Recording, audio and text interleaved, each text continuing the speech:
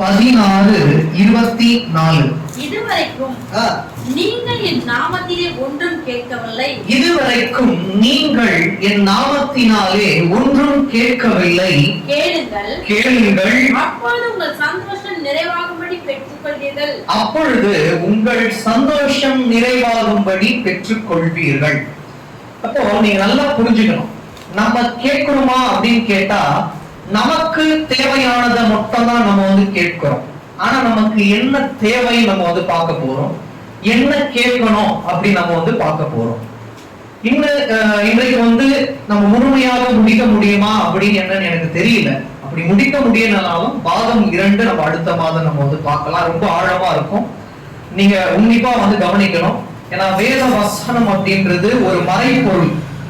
நீங்க உள்ள ஆழ்ந்து அறிந்து நீங்க படிச்சா மட்டும்தான் புரியும். இன்னும் கூட உங்களுக்கு எளிதாக புரியணுன்றதுக்காக மத்தேயு 7:8 எடுத்து வாசிங்க. ஏனென்றால் கேட்கிறவன் எவனும் பெற்றுக்கொள்கிறான். ஏனென்றால் கேட்கிற எவனும் பெற்றுக்கொள்கிறான். தேடுகிறவன் கண்டடைகிறான். தட்டுகிறவன் திறக்கப்படும். தட்டுகிறவனுக்கு திறக்கப்படும். இது இந்த குடும்பத்துக்கு இந்நாள் வரை நடந்து கொண்டிருக்கிறது.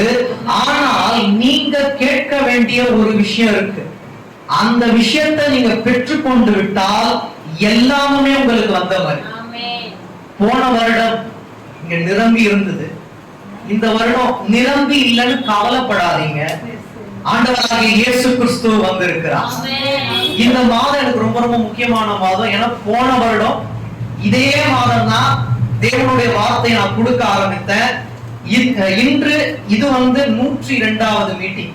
ஆனா தேவன் எப்படி நடத்துனார்னு எனக்கு தெரியல. நான் மாம்சத்துல என்னுடைய வாழ்க்கைய ஆரம்பித்தேன். ஆனால் அது எப்போ முடிஞ்சிட்டு இருக்கும். நான் ஆரம்பித்தது ஆவியில நடத்தி கொண்டு வரா. முடிவு பரியந்தம் ஆவியில மட்டும் நடத்துவார். அந்த 5 விதமான கிரீடங்கள் உங்களுக்கு நித்தியமா இருக்கும். அதை பத்தி நீங்க கவலைப்பட வேண்டிய அவசியம் இல்லை. ஆனா இன்று தேவன் உங்களுக்கு முக்கியமாக சொல்ற விஷயம், சந்தோஷம் நிறைவாகும்படி பெற்றுக்கொள்வீர்கள். 2 இருக்கு. 1 பெற்றுக்கொள்வீர்கள் சாதாரணது, ஸ்பெஷல். நம்ம ஆண்டவராகிய இயேசு கிறிஸ்துவுக்கு ரொம்ப மேன்மையானவர்கள். அதனால சந்தோஷம் நிறைவாகும்படி பெற்றுக்கொள்வீர்கள். இந்த நம்பிக்கை உங்களுக்கு இருக்கணும். அப்போ நம்ம பெற்றுக்கொள்ளணும் அப்படின்னா முதல்ல யாரை நம்ம பெற்றுக்கொள்ளணும், அதை ஃபர்ஸ்ட் நீங்க அறிஞ்சிக்கணும். நம்ம எடுத்து வாசிக்கலாம். யோவான் 14:17. யோவான் உலகம் அந்த சத்திய ஆவியானவரை காணாமலும் அறியாமல் இருக்கிறபடியால் அவரை பெற்றுக்கொள்ள மாட்டாது. அவர் உன்னுடைய வாசம் பண்ணி உங்களுக்குள்ள இருப்பதால் நீங்கள் அவரை அறிவீர்கள். நீங்கள் அவரை அறிவீர்கள். அதாவது இந்த உலகம் சத்திய ஆவியானவர் யார், அவர் எப்படிப்பட்டவர் அப்படின்ற அறிவு இல்லாததுனால அவரை பெற்றுக்கொள்ள மாட்டார்கள். நாமோ அவரை பெற்றுக்கொண்டு விட்டோம். அதனாலதான் சத்திய ஆவியானவர் நம்மை ஒருவர் நாளும் அற்புதமாய் சத்தியத்துக்குள்ளாக நடத்துகிறார். முதல் விஷயம், சத்திய ஆவியானவரை நாம் பெற்றுக்கொள்ள வேண்டும். எதை பெற்றுக்கொள்றோமோ இல்லையோ, சத்திய ஆவியானவரை நாம் பெற்றுக்கொண்டு வாழ்வோமானால் கண்டிப்பாக சந்தோஷம் நிறைவாகும்படி நீங்கள் கேட்கிறது எதுவோ அதை பெற்றுக்கொள்வீர்கள். இதுவரைக்கும் பெற்றுக்கொண்டீர்கள், இனிமேலும் கண்டிப்பாக பெற்றுக்கொள்வீர்கள். இந்த விசுவாசம், இந்த நம்பிக்கை உங்களுக்கு முழுமையா இருக்கணும். பாதியா இருக்கக்கூடாது, நித்தமா இருக்கணும், இறுதியா இருக்கணும். சோதனை காலகட்டத்திலே இருக்கணும். சோதனை காலகட்டத்துலதான் நம்மை அற்புதமாய் தாங்குவார், அற்புதமாய் வழிநடத்துவார். அதுலதான் நீங்க பெற்றுக்கொண்டது ஜாஸ்தியா இருக்கும். நீங்க அந்த நல்ல காலகட்டத்துல, சந்தோஷமா இருந்த காலகட்டத்துல நீங்க பெற்றுக்கொண்டதை விட சோதனை காலகட்டத்துல ஆசீர்வாதங்களை பெற்றுக்கொண்டது ஜாஸ்தியா இருக்கும். கொஞ்சம் நினைச்சு பாத்தீங்கன்னா, சோதனை காலகட்டத்துலதான் ஜாஸ்தியா தேவன் படைத்தவங்களை ஆசீர்வதிச்சிருப்பாரு. ஆசீர்வாதமே உங்களுடைய வாழ்க்கையா இருக்கும். சோதனை வந்தாலும் நீங்கள் கேட்டுக்கொண்டது எதுவோ அதை சத்திய ஆவியானவர் உங்களுக்கு தந்தருளுவார். நம்புகிறோம். இன்னொன்னு கூட நம்ம எடுத்து வாசிக்கலாம். யாக்கோபு 4:3.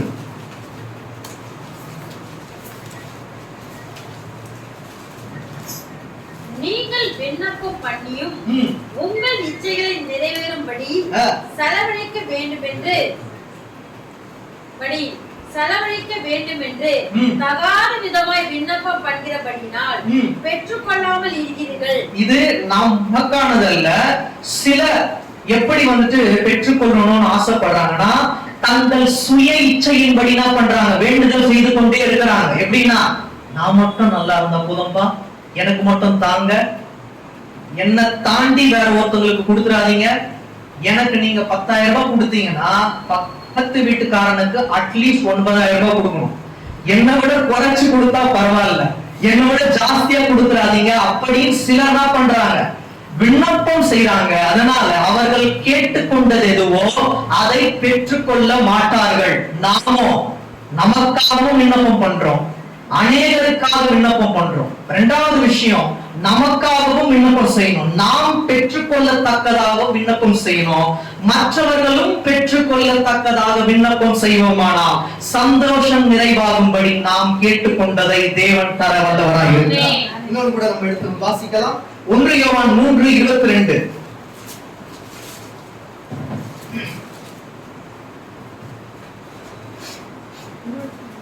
பிரியமானவர்களே, நம்முடைய இருதயம் நம்மை குற்றவாளி என்று தீர்க்காது இருந்தால் நாம் தேவனிடத்தில் தைரியம் கொண்டு இருந்து அவருடைய கற்பனைகளை நாம் கை கொண்டு அவருக்கு முன்பாக பிரியமானவர்களை செய்கிறபடியால் நாம் வேண்டிக் கொள்வது எதுவோ அதை அவராலே பெற்றுக் கொள்கிறோம். நாம் வேண்டிக் கொள்ளுகிறது எதுவோ அதை அவராலே பெற்றுக் கொள்கிறோம். யாரால பெற்றுக் கொள்றோம்?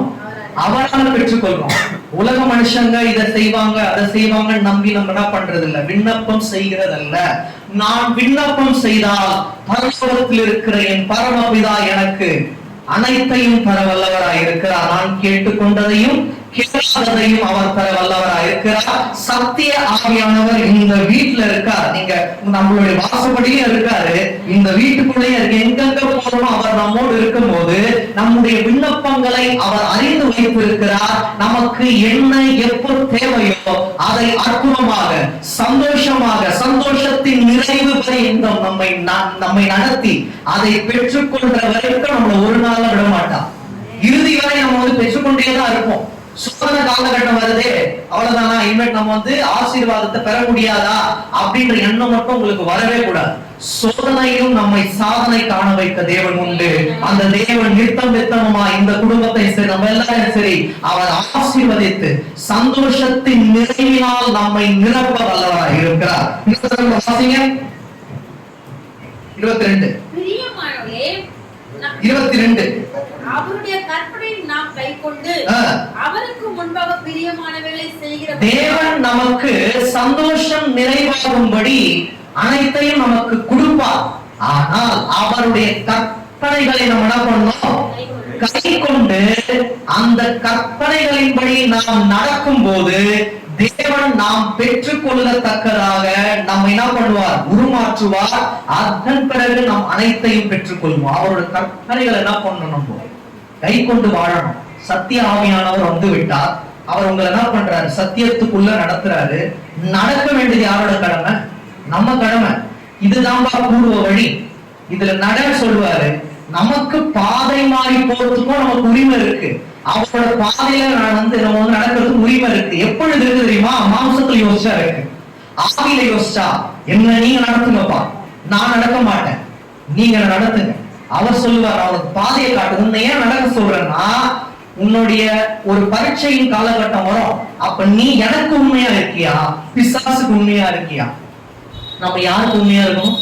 அவருக்கு உண்மையா இருக்கும் போது உம்முடைய வேத வசனத்தின்படி நான் வாழறேன்ப்பா, உம்முடைய பிரமாணங்களை கை கொள்ளுற, உம்முடைய கற்பனைகளை நான் கை கொண்டு அதற்கு முன்பாக பிரியமானவைகளை செய்கிறபடியா.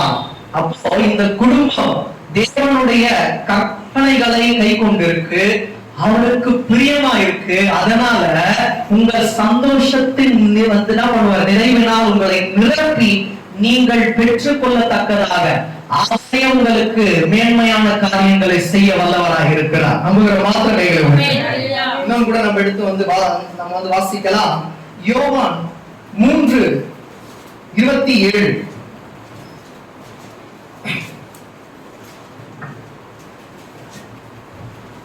யோவான் 3ஆம் அதிகாரம் 27ஆம் வசனம். யோவான் பிரதியுத்தரமாக, பரலோகத்தில் இருந்து ஒருவனுக்கு கொடுக்கப்பட்ட ஒழிய அவன் ஒன்றையும் பெற்றுக்கொள்ள மாட்டான். அப்போ இந்த குடும்பத்துக்கு பரலோகத்தில் இருந்து ஆசீர்வாதங்கள் கண்டிப்பாக வரும். அப்போ பரலோகத்தில் இருந்து தான் இந்நாள் வரை உங்களுக்கு ஆசீர்வாதம் வந்து கொண்டே இருக்கிற அவர் தெளிவா சொல்றாரு பாருங்க. பரலோகத்தில் இருந்து உங்களுக்கு அவனுக்கு கொடுக்கப்பட்ட ஒழிய அவன் ஒன்றையும் பெற்றுக்கொள்ள மாட்டான். உங்களுக்கு ஆசீர்வாதம் எங்க இருந்து வருது? பூலோகத்துல இருந்து வருதா? நீங்கள் கேட்டுக்கொண்டது எதுவோ அதை இந்த பூலோகத்திலிருந்து உங்களுக்கு தேவன் தரல, பரலோகத்திலிருந்து உங்களுக்கு கொடுத்து கொண்டு இருக்கிறார். அதனால இந்த குடும்பம் பெற்றுக்கொண்டே இருக்கும். ஏன்னா அவருடைய வார்த்தைக்கு கீழ்ப்படிந்து இருக்கீங்க, அவர்களுக்கு பிரியமான குடும்பமா இருக்கீங்க. அதனால பிரியமானவர்களை ஒரு நாளும் அவர் கீழே தள்ளி சாய்த்து விடுகிற தேவன் அல்ல. ஆசீர்வாதங்களை அள்ளி கொடுத்து சந்தோஷத்தின் நிறைவினால் நிரப்பி உங்களை பெற்றுக் கொள்ளும்படியாக உங்களை வைப்பார். அப்ப ஃபர்ஸ்ட் விஷயம், தேவன் உங்களுடைய இருதயத்துக்குள்ள வரணும். யார் வரணும்? சத்திய ஆவியானவரை உலகம் அறியாது, அவர்கள் பெற்றுக்கொள்ள முடியாது, நாமோ அறிந்திருக்கிறோம். அந்த சத்திய ஆவியானவரை நாம் பெற்றுக்கொண்டால் நாம் கேட்கிறதை தேவன் தர வல்லவராய் இருக்கிறார். இன்னும் கூட நம்ம எடுத்து வந்து வாசிக்கலாம். வெளிப்படுத்தின விசேஷம் 4:10 அதுல இருந்து வாசிங்களேன். 4:10 இருந்து வாசிங்க. 24 மூப்பர்களும் சிங்காசன வீழ்ச்சிகளுக்கு முன்பாக வணக்கமாய் விழுந்து சதா காலங்களில் உயிரிழக்கிறவரை தொழுது கொண்டு தங்கள் கிரீடங்களை சிங்காசனத்திற்கு முன்பாக வைத்து, கர்த்தாவே தேவரீர் மகிமையும் கனத்தையும் வல்லமையும் பெற்றுக் கொள்வதற்கு பாத்திரராய் இருக்கிறீர்கள், நீரே சகலத்தையும் சிருஷ்டித்தீர். அப்போ இது நல்லா பாருங்க, நீங்க நல்லா பாருங்க. கர்த்தாவே தேவரீர் என்னென்னு பாருங்க, அது என்னென்னு பாருங்க பாருங்களேன். மகிமை கனத்தையும் வல்லமையும் பெற்றுக் கொள்கிறதற்கு பாத்திரராய் இருக்கிறீர்கள். முதல் விஷயம் நல்லா புரிஞ்சுக்கோங்க. தேவன் நம்ம என்னென்ன விண்ணப்பம் செய்யறோமோ அதை பெற்றுக்கொள்ளத்தக்கதாக நமக்கு கொடுக்கிறார். நம்ம என்ன பண்ணணும்? தேவன் பெற்றுக்கொள்ளத்தக்கதாக அவருக்கு என்ன கொடுக்கணும்? மகிமை, கனம், வல்லமை. அப்போ எப்படி வல்லமை? நம்மளுடைய ஜபத்தினால அவருக்கு வல்லமை போயிட்டே இருக்கும். என்ன வல்லமை? என்னுடைய பையன், என்னுடைய மகள் எனக்கு உண்மையா இருக்காங்க, அதனால நான் எந்த ஒரு காரியத்தை கண்டோம் இது பண்ண, அதாவது அவருடைய நம்பிக்கை நம்ம மேல இருக்கணும். என்னோட பிள்ளை என்னுடைய பாதையை விட்டு மாற மாட்டான் அப்படின்ற அவருக்கு நம்பிக்கை இருக்கணும். அவருக்கு நம்பிக்கை இல்லைன்னு வைங்கள, நம்ம ஒரு சாட்சிகளா இருக்க மாட்டோம். அவருக்கு யோபு மேல நம்பிக்கை இருந்ததுனாலதான் பிசாசு என்ன வேணா பண்ணு, அவன் உத்தமனா இருந்தான், சன்மார்க்கனா இருந்தான். அவன் ஒரு நாளும் என்னுடைய நாமத்தை தூஷிக்கவே மாட்டான்ற நம்பிக்கை அவருக்கு இருந்தது. அதனாலதான் விசுவாசமா சாட்சியா சொல்ற. யார்கிட்ட சொல்றாரு? பிசாசுகிட்டே சொல்றாரு. அந்த சாட்சியை தான் நம்ம வாங்கணும். அந்த சாட்சி பெற்றவர்கள் எப்படி இருப்பாங்க தெரியுமா? தேவனுக்கு நான் என்ன பண்ணேன், அவருக்கு கொடுக்க வேண்டியதை கொடுத்துட்டேன், அவர் கண்டிப்பாக எனக்கு என்ன தேவையோ அதை தர வல்லவரா இருக்கிறார் அப்படின்ற நம்பிக்கை உங்களுக்கு இருக்கும். இன்னும் கூட நம்ம எடுத்து வந்து வாசிக்கலாம்.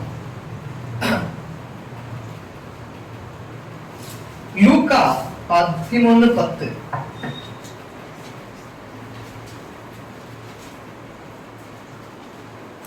ஏனென்றால் கேட்கிறவன் எவனும் பெற்றுக் கொள்கிறான், தேடுகிறவன் கண்டடைகிறான், தட்டுகிறவனுக்கு திறக்கப்படும். இதே வசனம் தான் நம்ம ஃபர்ஸ்ட் பார்த்தோம்.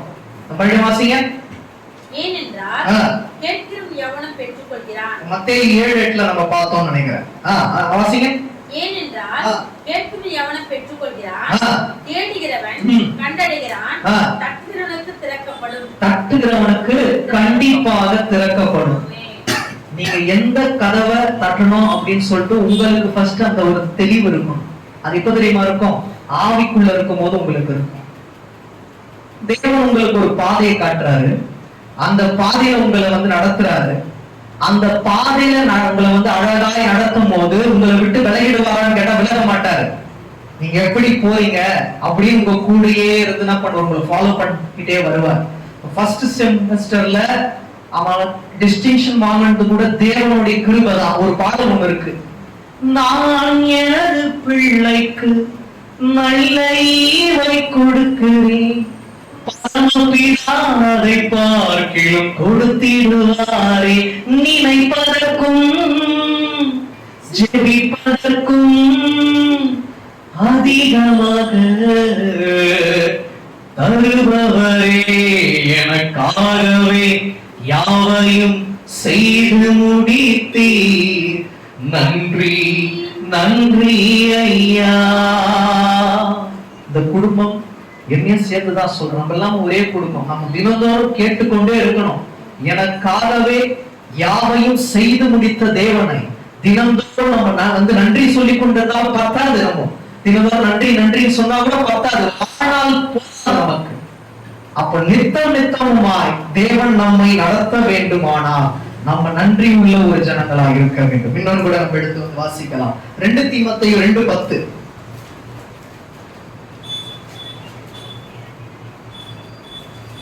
ஆகையால் தெரிந்து கொள்ளப்பட்டவர்கள் கிறிஸ்து இயேசுவினால் உண்டான ரட்சிப்பை நித்திய மகிமையோடு பெற்றுக்கொள்ளும்படி சகலத்தையும் அவர் நிமித்தமாக சகிக்கிறேன். நல்லா புரிஞ்சுக்கோங்க. தெரிந்து கொள்ளப்பட்டவர்கள் கிறிஸ்து இயேசுவினால் உண்டான ரட்சிப்பை நித்திய மகிமையோடு பெற்றுக்கொள்ளும்படி சகலத்தையும் அவர்கள் நிமித்தமாக சகிக்கிறேன். அப்ப நல்லா இதுல ஒரு விஷயத்தை நீங்க வந்து புரிஞ்சுக்கணும். நம்ம எல்லாம் யாரு? தேவனால் தெரிந்து கொள்ளப்பட்டவர்கள். அவர் தெரிந்து கொள்ளலன்னா இன்னைக்கு தேவனுடைய வார்த்தையை வந்து நம்ம கேட்டுட்டு இருக்க மாட்டோம். நானும் தேவனுடைய வார்த்தையை கொடுத்து கொண்டு இருக்க மாட்டேன். அப்ப நல்லா புரிஞ்சுக்கோங்க. தேவனால் தெரிந்து கொள்ளப்பட்டவர்கள் கிறிஸ்து இயேசுவினால் உண்டான ரட்சிப்பை, இந்த ரட்சிப்பு இருக்கு பாத்தீங்களா, இதுதான் ரொம்ப ரொம்ப முக்கியம். சத்திய ஆவியானவரை பெற்றுக்கொண்டு விட்டோம். அந்த ஒரு ரட்சிப்பை நம்ம என்ன பண்ணணும்? நித்தமாய் பெற்றுக்கொண்டு அதை காத்து கொள்ளணும். இதுதான் நமக்கு ரொம்ப முக்கியம். எனக்கு ரட்சிப்பு கிடைச்சிடுச்சு, தேவனோட ஆவியினால நிரப்பப்பட்டுட்டேன், நித்தியமாய் அவருடைய ரட்சிப்பை காத்து கொள்வதே நமக்கு தேவன் தரக்கூடிய ஒரு முக்கியமான வார்த்தை. அதுல நீங்க வாசிங்க, கிறிஸ்து இயேசுவினால் உண்டான ரட்சிப்பை நித்திய மகிமையோடு பெற்றுக்கொள்ளும்படி சகலத்தையும் அவர்கள் நிமித்தமாக சகிக்கிறேன். இதுல அந்த ஒரு ரட்சிப்பு இருக்கு பாத்தீங்களா, அது மகா மேன்மையானது, மகிமையானது. அதை பெற்றுக்கொள்ளணும். அவரால் உண்டான ரட்சிப்பு தான் இந்த குடும்பத்துக்கு வேணும்.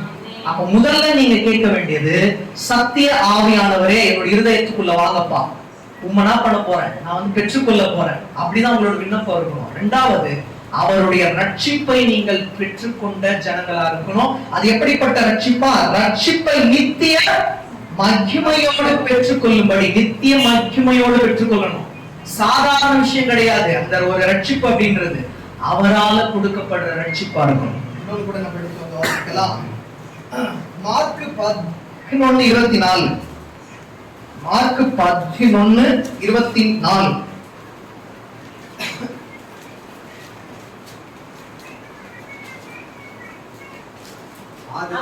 நீங்கள் ஜெபம் பண்ணும்போது எவர்களை கேட்டுக்கொள்வீர்களோ அவைகளை பெற்றுக்கொள்வோம் என்று விசுவாசிங்கள், அப்போது அவைகள் உங்களுக்கு உண்டாகும் என்று சொல்லுகிறேன்.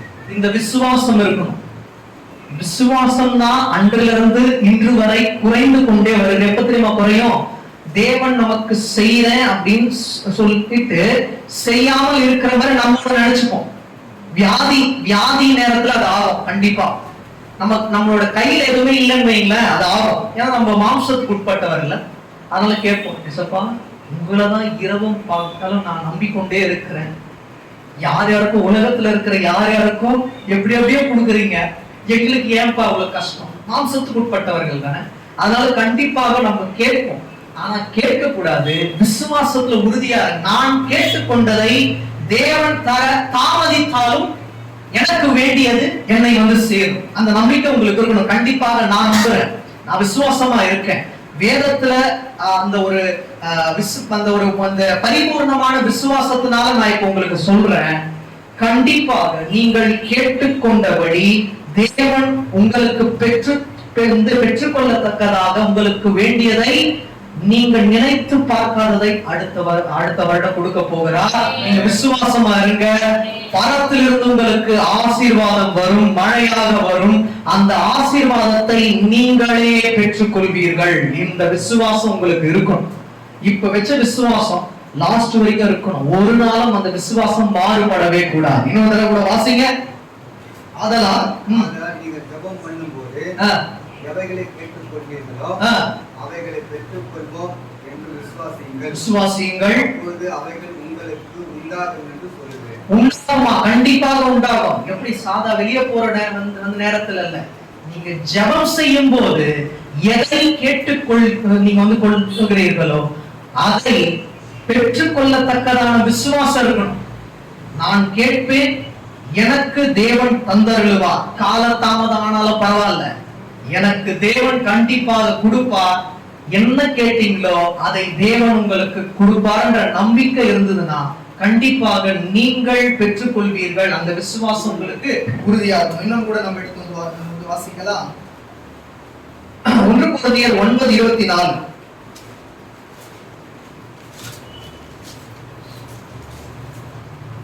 பந்தயசாலையில் ஓடுவர் எல்லாரும் ஓடுவார்கள், ஆகிலும் ஒருவனே பந்தயத்தை பெறுவான் என்று அறியீர்களா?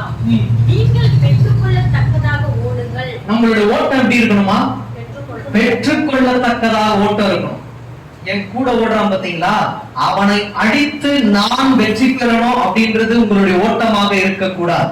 உங்களுடைய ஓட்டம் எல்லாம் நான் என்னுடையதை பெற்றுக்கொள்ளத்தக்கதாக ஓடணும். இதுல என்ன தெரியுங்களா, அந்த ஒரு குத்தரைக்கு இந்த கடிதம் போட்டிருப்பாங்க. நம்மளும் அப்படிதான் இருக்கணும். யாரு ஓடுறாங்க, எவ்வளவு பேர் ஓடினாலும் உங்களுடைய எண்ணம் அதுல இருக்கக்கூடாது. என்னோட பார்வையெல்லாம் இப்படி இருக்கணும், இப்படி இருக்கணும். நான் என்னுடையதை பெற்று கொள்ளத்தக்கும்படியாக ஓடணும். அப்படி நான் ஓடுவேனானால் கண்டிப்பாக தேவன் எனக்கான வெற்றியை தர வல்லவரா இருக்கிற நம்புகிற மாத்திரை. இன்னும் கூட நம்ம எடுத்து வாசிக்கலாம். அப்போஸ்தலர் 2:38.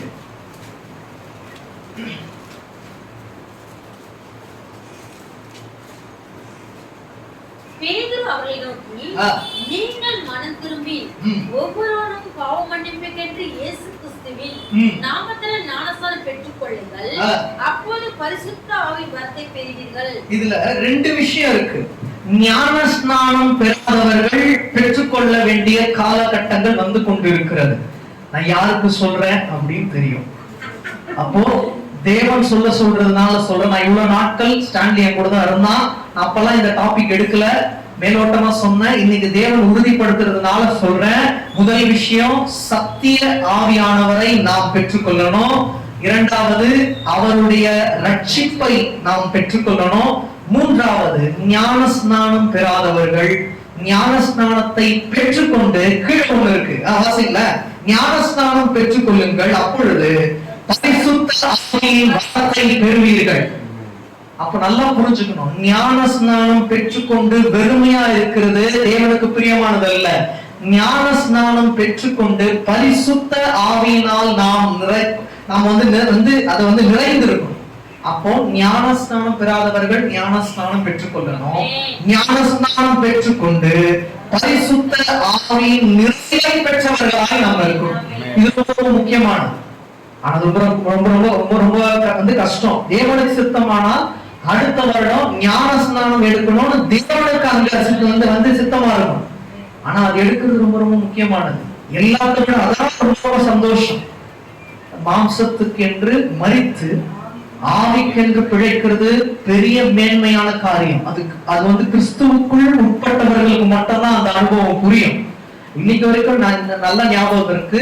ஏப்ரல் 2ஆம் தேதி 2017 ஞானஸ்நானம் பெற்றது. நானும் சரி, தம்பியும் சரி. அந்த நாள் ஒரு நிமிடம் கூட மறக்கவே முடியாது. என்னுடைய பிறநாளுக்கு மறந்து போயிடும். அந்த நாளை மறக்கவே முடியாது. அவருக்குள்ளான ஞானஸ்நானம் பெறும்போது இருக்கிற ஒரு சந்தோஷம், ஒரு அலாதியான சந்தோஷம், அதை சொல்ல முடியாத சந்தோஷம். அது நமக்கு எல்லாருமே இருந்திருக்கும். ஞானஸ்நானம் பெறும்போது அது இருந்திருக்கும். அந்த சந்தோஷத்தை சாமும் ஸ்டான்லியும் பெற்றுக்கொள்ளணும்னு நாங்க எல்லாம் ஆசைப்படுறோம். நம்ம எல்லாமே ஆசைப்படுறோம். அப்ப நான் பிரிச்சு பேசல, ஒரு நாளும் பிரிச்சு பேச மாட்டேன். எல்லாரும் ஆசைப்படுறோம். அதை தாண்டி ஞான ஸ்நானம் பெற்று பரிசுத்த ஆவியினால் அவர்கள் நிறைந்தவர்களாக இருக்கும் போது அதை பார்க்கிற சந்தோஷம் தான் நமக்கு மேன்மையான சந்தோஷம். அதுக்கப்புறம் அவங்க பட்டம் வாங்கும் போது 2 விதமான சந்தோஷம் இருக்கணும். அவங்க ஞான ஸ்நானம் பெறாமல் பட்டம் வாங்குகிறதற்கும் ஞானஸ்நானம் பெற்று அவர்கள் பட்டம் வாங்க வாங்குகிறதற்கும் சந்தோஷம் இருக்கு. என்ன சந்தோஷம்னா அவங்க ஞானஸ்நானம் பெறாமல் பட்டம் வாங்கினா சந்தோஷம் இருக்கும். ஞானஸ்நானம் பெற்று அவர்கள் பட்டம் வாங்கும் போது நித்திய சந்தோஷம் இருக்கும். அந்த நித்திய சந்தோஷம் தான் நமக்கு ரொம்ப முக்கியமா இருக்கும். இன்னொன்று கூட நம்ம எடுத்து வாசிக்கலாம். அப்போஸ்தலர் 8:16-17. அவர்கள் பரிசுத்த ஆவியை பெற்றுக் கொள்ளும்படி அவர்களுக்காக ஜெபம் பண்ணி அவர்கள் மேல் கைகளை வைத்தார்கள். அப்பொழுது அவர்கள் பரிசுத்த ஆவி பெற்றார்கள். இது ரொம்ப ரொம்ப முக்கியம். ஞானஸ்நானம் பெற்ற எல்லோருக்குமே அந்த ஒரு பரிசுத்த ஆவியினால் ஒரு மாதிரி நிறைந்தவர்களா இருக்காங்களான்னு கேட்டா நிறைய பேர் இல்ல. வெறும் ஞானஸ்நானம் பெற்று பெருமையா இருக்காங்க. பரிசுத்த ஆவியை பெற்றுக் கொள்ளும்படியாக நம்மளுடைய விண்ணப்பம் இருக்கணும். எசப்பா, நான் ஞானஸ்நானம் பெற்று இவ்வளவு நாட்கள் ஆயிடுச்சு, ஆண்டுகள் ஆகிவிட்டது, இன்னும் கூட பரிசுத்த ஆவியினால் நான் நிரப்பப்படவில்லை, என்னை பரிசுத்த ஆவியினால் நீங்க நிரப்புங்கப்பான்னு நீங்க கேட்கணும். வெறுமனே ஞானஸ்நானம் பெற்றுக்கொண்டு வெறுமையா இருக்கிறது தேவனும் விரும்ப மாட்டார். நீங்க ஞானஸ்நானம் பெற்று பரிசுத்த ஆவியையும் பெற்று பரிபூரணமானவர்களா இருக்கும் போது நாமே தேவனுக்கு பிரியமானவர்களா இருப்போம். இன்னும் கூட நம்ம எடுத்து வாசிக்கலாம். உபாகமம் 9:9 வாசிங்க.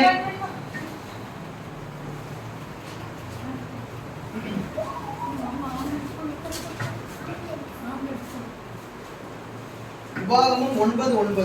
கர்த்தர் உங்களோடு கூட பண்ணின உடன்படிக்கை பலகையாகிய கற்பலகைகளை பெற்றுக் கொள்ளும்படி நான் மலையில் ஏறின போது 40 நாள் இரவு பகல் மலையில் தங்கி அப்ப புசியாமல் தண்ணீர் குடியாமல் இருந்தேன். இதுல ஒரு மறைமுகமான ஒரு ஆழமான ஒரு தேவனுடைய உட்கருத்து ஒன்று இருக்கு.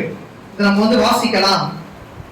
கர்த்தர் உங்களோட பண்ணின உடன்படிக்கை பலகையாகிய கற்பலகைகளை பெற்றுக் கொள்ளும்படி நான் மலையில் ஏறின பொழுது 40 நாள் இரவு பகல் மலையில் தங்கி அப்ப புசியாமல் தண்ணீர் குடியாமல் இருந்தேன். இதை நீங்க வாசிக்கும் போது மோசே காலகட்டத்துல ஆண்டவராகிய இயேசு கிறிஸ்துவோடு அவர் எவ்வாறு இடைப்பட்டார், அவர் எவ்வாறு உபவாசம் இருந்தார், தேவனை எவ்வாறு பார்த்தார் அப்படின்றபடியாக உங்களுக்கு இருக்கும். ஆனால் இங்கு தேவன் உங்களுக்கு சொல்ற விஷயம், கர்த்தர் உங்களோடு பண்ணின உடன்படிக்கை பலகைகளாகிய கற்பலகைகளை பெற்றுக் கொள்ளும்படி நான் மலையில் ஏறின போது. நல்லா புரிஞ்சுக்கோங்க, தேவனுடைய வார்த்தையை நீங்கள் பெற்றுக்கொள்ள வேண்டுமானால் அந்த கண்மலையாகிய தேவனை நோக்கி பாருங்க. அப்ப தேவனுடைய வார்த்தை உங்களை சேரும். அப்ப அவர் என்ன பண்றாரு, எனக்கு உங்களுடைய வார்த்தை வேணும்னா அந்த கண்மலை நோக்கி பார்க்கணும்னு சொல்லிட்டு அவரை நோக்கி பார்க்கும் போது அவர் என்ன பண்றாரு, தேவனோடு உபவாசம் இருக்காரு. அதுதான் நான் என்ன சொல்றேன்னா, உங்களுடைய இருதயம் தினந்தோறும் அவரோடு உபவாசம் செய்து கொண்டே இருக்கணும், அவரோடு வாசம் செய்து கொண்டே இருக்கணும். அப்ப அவருடைய வார்த்தையை நீங்க கேட்டு அந்த ஒரு வார்த்தையின்படி வாழணும்னு ஆசைப்பட்டீங்கன்னா அந்த கண்மலையாகிய ஆண்டவராகிய இயேசு கிறிஸ்துவை நோக்கி பாருங்க. மோசே தான், வேற யாரு அவர் கூட யாருமே இல்லை, அவர் தனியா போனாரு. அவருடைய வார்த்தை எனக்கு உண்டாகணும்னா அவரை நோக்கி நான் பார்த்து கொண்டே இருக்கணும். பார்த்து கொண்டே இருக்கும் போது அவர் எனக்கு தரிசனமாவார், எனக்கு தேவையான வார்த்தையை தருவார். அந்த வார்த்தை நான் பெற்றுக்கொள்ளும்படியான வார்த்தையா இருக்கும் அப்படின்ற நம்பிக்கை இருந்தது அவருக்கு. அதனால்தான் அந்த ஒரு 10 கட்டளை கொடுக்கிறாரு. அந்த 10 கட்டளைகளும் அந்த ஜனங்கள் பெற்றுக்கொள்ளும்படியாக இருந்தது. ஆனால் அதை பெற்றுக்கொள்ள அவர்களுக்கு மனதில்லை. ஆனால் அதை மோசே பெற்றுக்கொண்டார். அந்த ஆசீர்வாதத்தை அவர் பெற்றுக்கொண்டு கீழறங்கி வரும்போது அவருடைய முகத்தை அவர்களால் பார்க்க முடியல, பிரகாசமா இருந்தது. அவ்வாறு இந்த குடும்பம் தேவனோடு இடைப்பட்டு அவருடைய வசனத்தின்படி வாழும்போது உங்களுடைய முகமும் பிரகாசமாக இருக்கும், உங்களுடைய இருதயமும் பிரகாசமாக இருக்கும். இன்று இந்த வீடு எவ்வாறு பிரகாசமாக இருக்கிறதோ உங்களுடைய வாழ்க்கையையும் பிரகாசமாய் மாற்ற தேவன் வல்லவராய் இருக்கிறார். இன்னொன்று கூட நம்ம எடுத்து வாசிக்கலாம். இன்னும் ஒரு 2 விஷயம் தான். நீதிமொழிகள் 19:8.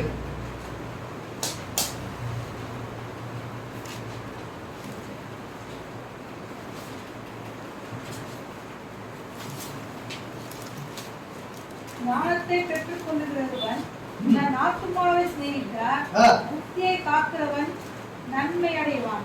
இதை நல்லா புரிஞ்சுக்கோங்க. ஞானத்தை பெற்றுக் கொள்ளுகிறவன் தன் ஆத்துமாவை சிநேகிக்கிறான், புத்தியை காக்கிறவன் நன்மை அடைவான். இது எல்லாத்தையும் நம்ம பார்த்தோம். சத்திய ஆவியானவரை நம்ம பெற்றுக்கொள்ளணும்னு பார்த்தோம்.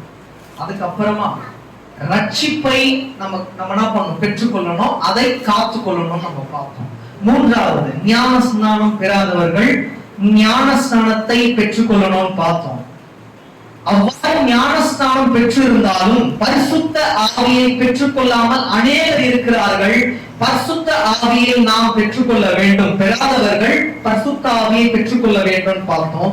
இறுதியாக அவருடைய ஞானத்தை பெற்றுக்கொண்டவர்களாய் நாம் விளங்க வேண்டும். இது ரொம்ப ரொம்ப முக்கியமானது. ஞானத்தை பெற்றுக்கொள்ளுகிறவன் தன் ஆத்துமாவை சிநேகிக்கிறான். அப்போ ஞானத்தை பெறாதவன் தன் ஆத்துமாவை வெறுக்கிறான். நீங்க புரிஞ்சுக்கணும், ஞானத்தை பெற்றுக்கொண்ட ஜனங்களா இருக்கும். அறிவு இந்த உலகத்தோடு முடிஞ்சு போயிடும். ஞானம் நித்தம் நித்தமாய் விளங்கும். ஏன்னா அந்த ஞானம் அப்படின்றது ஆண்டவராகிய இயேசு கிறிஸ்து நமக்கு அவர் தருகிறது. ஊழியத்துல சரி, சாதாரண வாழ்க்கையிலும் சரி, ஆவியில நம்ம எப்படி தெள்ள தெளிவா இருக்கணும்னு அவருடைய ஞானம் மட்டும்தான் போதிக்கும். அந்த ஞானமே நம்மை நித்தம் நித்தமுமாக நடத்தும். அந்த ஞானத்தை பெற்றுக்கொள்கிறவன் தன் ஆத்துமாவை சிநேகிக்கிறான். இதை நல்லா எழுதி வச்சுக்கோங்க. நாம் ஞானத்தை பெற்றுக்கொண்டோமானா நம்முடைய ஆத்துமாவை நாம் நித்தம் நித்தமுமாக நம்ம சிநேகிச்சு கொண்டே இருக்கோம். புத்தியை காக்கிறவன் நன்மை அடைவான். அப்போ புத்திய நம்ம காத்து கொள்ளணும். புத்தி தேவனுக்கு உட்பட்டதா தான் இருக்கணும்.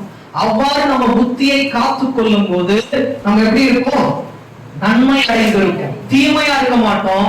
நன்மை அடைந்த ஒரு ஜனங்களாக தேவன் மாற்ற வல்லவராக இருக்கிறார். இப்போ மறுபடியும் நீங்க யோவான் 16:24 வாங்க.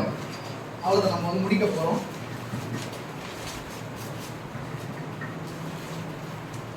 இதுவரைக்கும் நீங்கள் நாமத்தினாலே ஒன்றும் கேட்கவில்லை. இதுவரைக்கும் நீங்க எதுவுமே கேட்கலனாலும் பரவாயில்ல. அடுத்த மாதம் 3ஆம் தேதி அங்கிளோட பர்த்டே வரும். என்ன வேணுமோ கேட்டுருங்க. ஏசப்பா, இந்த பிறந்த நாள்ல அதிகமா நான் சந்தோஷமா இருக்கேன். அடுத்த பிறந்த நாள்ல இதை விட நானும் என்னை சார்ந்தவர்களும் சந்தோஷமா இருக்கணும். எங்களுக்கு நம்பிக்கை இருக்கு. அங்கிள் சதா காலம் அநேக ஆயுசு நாட்களோட வாழ்வார் அப்படின்னு எங்களுக்கு ஒரு நம்பிக்கை இருக்கு. அவர் மட்டும் இல்ல, அவரோடு சேர்ந்து நாமும் சந்தோஷமாக இருக்கும். ஏன்னா அந்த சந்தோஷம் இருக்கு பாத்தீங்களா, அது நமக்கு தான். அந்த கிறிஸ்துவுக்குள்ளானவர்கள் மட்டும் அந்த ஒரு நம்பிக்கை இருக்கும்.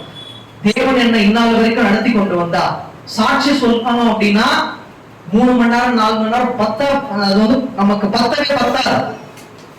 அவர் நமக்கு செஞ்ச அற்புத அடையாளங்களை நாம் பெற்றுக்கொண்டு அநேக ஆண்டுகள் ஆகிவிட்டது. இனிமேலும் நாம் பெற்றுக்கொள்ளும்படியாக தான் தேவன் நம்மை அற்புதமாய் நம்ம நடத்த போகிறோம். அது வாசிங்க. கேளுங்கள், அப்போது உங்கள் சந்தோஷம் நிறைவாகும்படி பெற்றுக்கொள்வீர்கள். கேளுங்கள், இதெல்லாம் அடிக்கடி சொல்றாரு. கேளுங்கள், நீங்க கேளுங்க. அந்த சத்தியமானவரே நீங்க வாங்கப்பா, அவரை பெற்றுக்கொள்ளுங்க. மறுபடியும் கேளுங்க, நீங்க தந்த ரட்சிப்பு எனக்கு வேணும்பா, அதை பெற்றுக்கொண்டு காத்துக்கொண்ட ஜனங்களா இருங்க. மூன்றாவது, ஞானஸ்நானம் எடுக்காம உமக்கு பிரியமில்லாத இருக்க நான் ஞானஸ்நானத்தை பெற்று வாழணும். ஞானஸ்நானத்தை பெற்று நான் வெறுமையாக இருக்கக்கூடாது. பரிசுத்த ஆவியை பெற்றுக்கொண்டு பரிசுத்த ஆவியின் நிறைவினால் நான் வாழ வேண்டும் அப்படின்னு நீங்க கேளுங்க. இறுதியாக நம்ம இப்போ பார்த்தோம், உம்முடைய ஞானத்தை நான் பெற்றுக்கொள்ளணும்பா, உம்முடைய ஞானத்தை எனக்கு தாங்க. ஞானத்தை பெற்றுக்கொண்டவன் அவனோட ஆத்துமாவை சிநேகிக்கிறான். புத்தி ரொம்ப முக்கியமானது. நீங்கள் ஒரு புத்திமானாய் இருக்கும் போது தேவன் உங்களுக்கு நன்மையை தர வல்லவராய் இருக்கிறார். அதனால நீங்க இந்த ஒரு காரியத்தை கண்ட நீங்க கவலைப்பட வேண்டிய அவசியமே இல்லை. கேளுங்கள், அப்பொழுது உங்கள் சந்தோஷம் நிறைவாகும்படி பெற்றுக்கொள்வீர்கள். பெற்றுக்கொண்டு விட்டீர்கள். அந்த நம்பிக்கை இந்த குடும்பத்தாருக்கு இருக்கணும். நான் உள்ளத்தின் ஆழத்திலிருந்து விசுவாசத்தோடு சொல்றேன், அடுத்த வருடம் சந்தோஷம் நிறைவாகும்படி இந்த ஆண்டு நீங்கள் பெற்றுக்கொண்டதை விட அடுத்த ஆண்டு 2 மடங்காக 3 மடங்காக பெற்றுக்கொள்வீர்கள். நீங்க பெற்றுக்கொள்ளும்படியாக இந்த குடும்பத்தை அநேகருக்கு சாட்சியாக தேவன் வைப்பார். கண்களை போடலாம்.